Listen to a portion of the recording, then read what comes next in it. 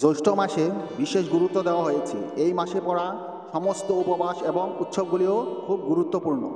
এই মাসে রীতি অনুযায়ী পবনপুত্র হনুমানের পূজা করার রীতি রয়েছে। শুধু তাই নয়, এই মাসে পড়া পূর্ণিমা তিথিকেও অত্যন্ত ফলদায়ক বলে মনে করা হয়। হিন্দু ধর্মীয় শাস্ত্রে অমাবস্যা ও পূর্ণিমা তিথিকে অত্যন্ত গুরুত্বপূর্ণ বলে মনে করা হয়। এই বিশেষ দিনে স্থান ও দান ও পূর্ণ পূজা করে সাধক বিশেষ উপকার পান।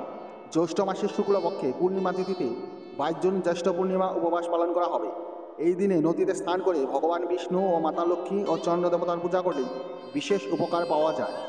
অযোধ্যায় জ্যোতিষী পণ্ডিত কল্কিরাম বলেছেন যে পূর্ণিমা তিথি বছরের প্রতি 12 মাসে আসে এবং প্রতিটি পূর্ণিমা নিজস্ব তাৎপর্য রয়েছে। জ্যৈষ্ঠ মাসের পূর্ণিমা তিথি 21শে জুন সকাল 6টা 1 মিনিটে শুরু হবে এবং 22শে জুন 2024 সকাল 5টা 7 মিনিটে শেষ হবে। 22শে জুন জ্যৈষ্ঠ পূর্ণিমা উপবাস এবং 21শে জুন জ্যৈষ্ঠ পূর্ণিমা উপবাস এবং 22শে জুন শনিবার স্নান ও দান করা হবে। একই সঙ্গে এই দিন থেকে নিয়ে অনেক নিয়মকানুন তৈরি করা হয়েছে, যেগুলো অবশ্যই মেনে চলে হবে। আসুন জেনে নেওয়া যাক। পূর্ণিমার দিন তামসিক জিনিস খাওয়া উচিত নয়। পূর্ণিমার দিন চুল ও নখ কাটা এড়িয়ে চলা উচিত।